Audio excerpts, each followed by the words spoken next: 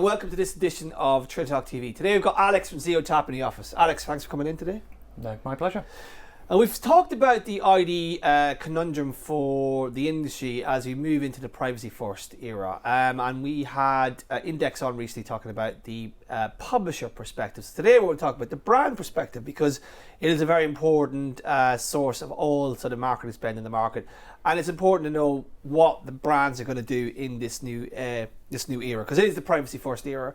So Alex is here today to talk about that. Alex, let's frame it in the problem first that brands face. Yes, absolutely. So brands are really challenged right now, particularly when it comes to linking a lot of their offline data to online data.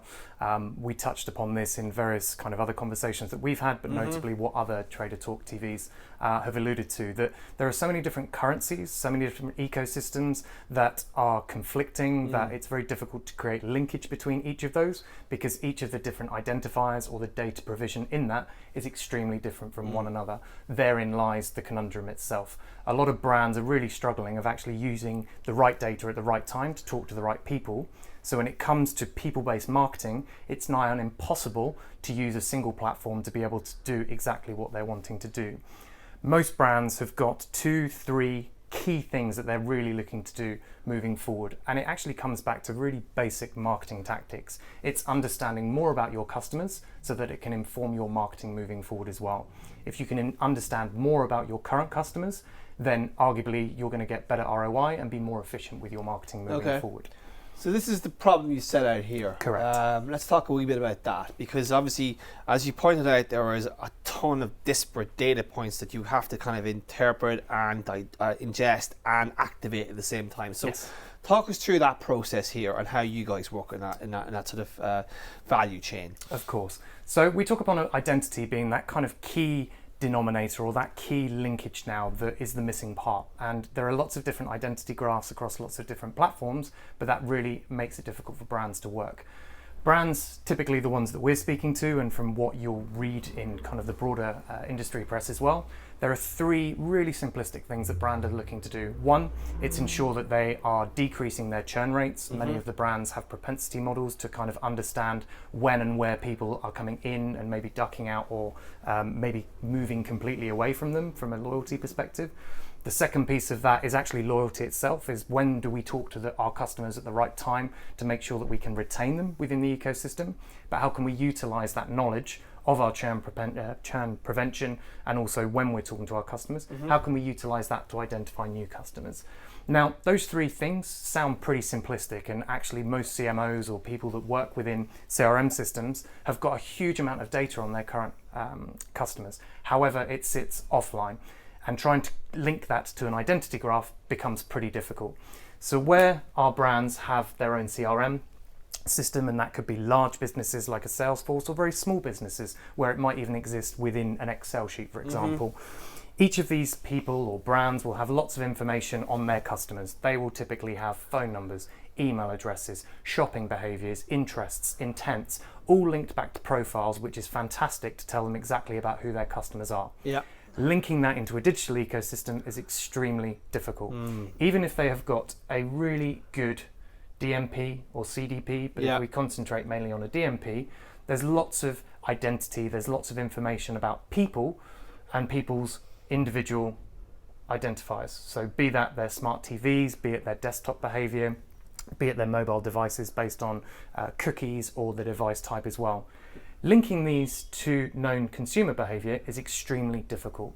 So effectively what we've got is an ecosystem with a very disproportionate amount of insights, intent, information about profiles linked to many different online identifiers. Be it the mobiles, be it the cookies, be it the maids, and creating a cross-device opportunity utilizing CRM data, DMP or potentially CDP data to be able to connect the dots on this is extremely difficult to do. If you're able to enrich this data that exists within a CRM side of things, which is all about those profiles, their behaviors, who they are, their habits, their propensity to churn, how loyal they are to a business, to be able to bring them online and link them to device IDs to determine that behavior and talk to them individually is where we then get to a point where we can become people based marketers. Right. And this is extremely important, purely because us as humans and consumers or users are extremely fickle. Yeah. We're not as loyal as we used to be. No, we're not. We understand value of data. So therefore, brands can become extremely clever as to how they can link all of that within that ecosystem. So let's talk about how you do that, though, because the Zeotap are obviously been on the go since 2014, but Yes. you've kind of got to shifted gears and strongly come into this market, especially on the onboarding side. So how do you do this in terms of, because we were talking about a privacy first world. How do you do this in a GDPR compliant way? I mean, that's obviously the underlying value in terms of the brands when they see. They want this to happen, but they want to do it in a way that they're not contributing any privacy laws or directives, or they're respecting the user as well. Okay, good question. So it all comes down to the data provision and actually how that's managed within the ecosystem within Zeotap. So first and foremost, being a German business, the data provision, the data privacy laws over there are extremely compliant, even pre-GDPR. Yeah, very strong. It's really important for us that we actually audit, we really ensure that we cleanse all of our data before we even ingest it into the ecosystem. If we were to take some of the data from, let's say, enterprise or telco businesses, we actually currently only take around about 11% of that data that exists from the ecosystem into our marketplace to make sure that it is actually compliant from that standard, from the GDPR standards, e-privacy, etc., that exists within the ecosystem. We also audit that, check it from a daily basis, which obviously has high amounts of cost to it in terms of the amount of data that we look at, but it also means that any users that are opting out, be it as a full opt-out or elements within a particular cookie, we take that into consideration into the whole ecosystem daily based on the data provision that we get in market. Interesting. So let's talk about the sort of overall process as well, because we onboard the data, right?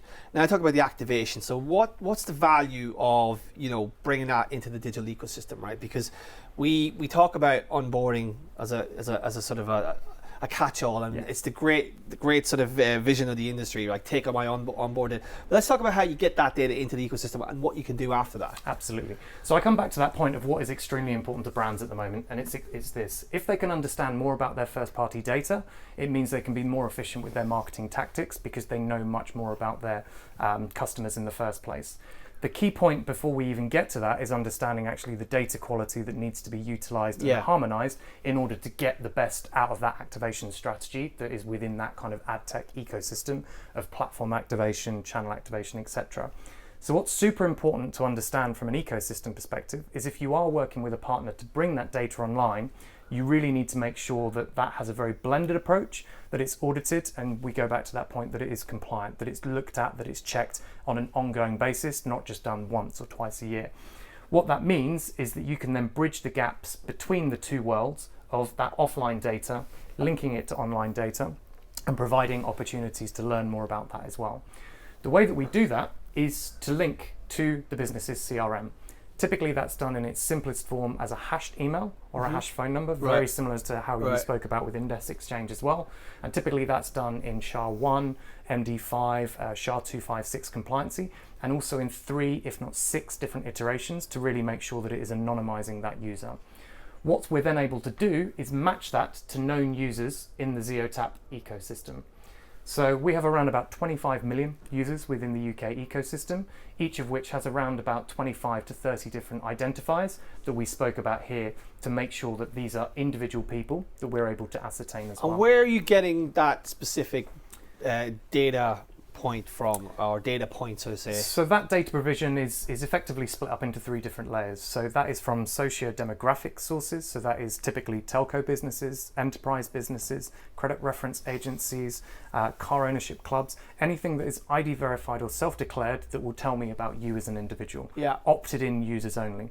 The second, from an app usage perspective, is to understand the interests on those particular users, on what they're actively using on their phone. And the final layer of this is purchase intent, where we're able to ascertain what people are interested in. But we have very strict methodology where we actually apply multiple touch points to determine that that person is in market, rather than just I've clicked on an ad, therefore I'm interested in this, for example.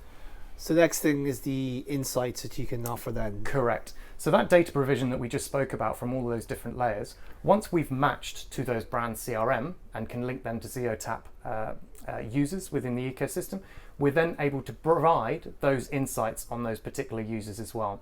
So I go back to that being the social demographic format, the social demographic makeup of those users, the interests based on app usage within that, and also their purchase intent as well. So all of a sudden, those offline records not only are brought online, but there's also an understanding about what those people are interested in, how regularly they might be interested in that, what also they might be interested in as well. That then is able to be shared into the channel.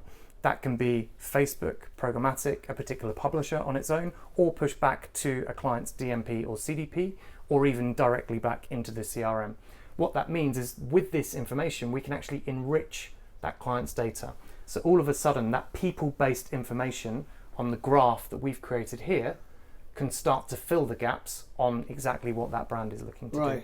So is there a way for here, like, so we talked about, obviously, Index, we're talking about how they can still work in the programmatic, or the authenticated web, if you will, by using sort of a hashed email. So are you going to be in a position to facilitate that for publishers and brands, and then they can use a Zeotap ID, if you will, to kind of still do the same thing we did in programmatic in a compliant way, because that's the most important part here.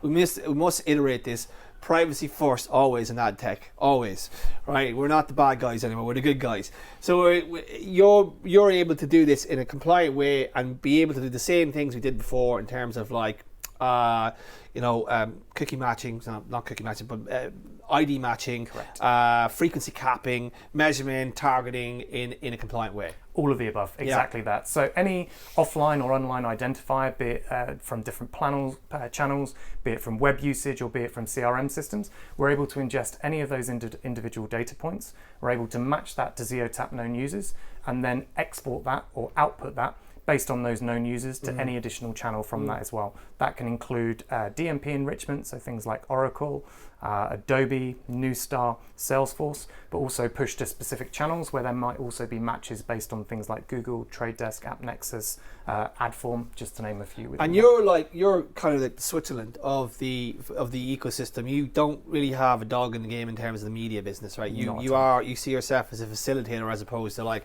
arbitrager of media, that these aspects, but like trading in the media, if you will. Correct.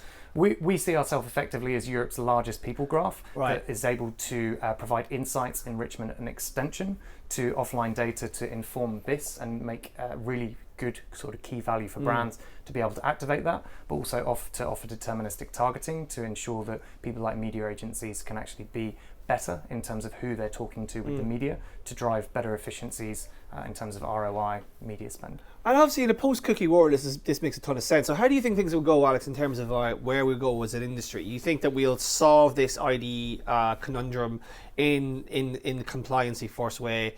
Will we be able to do the same things we've done before in terms of like, giving ROI for budgets, etc., and helping DR and brand advertisers, hit their KPIs?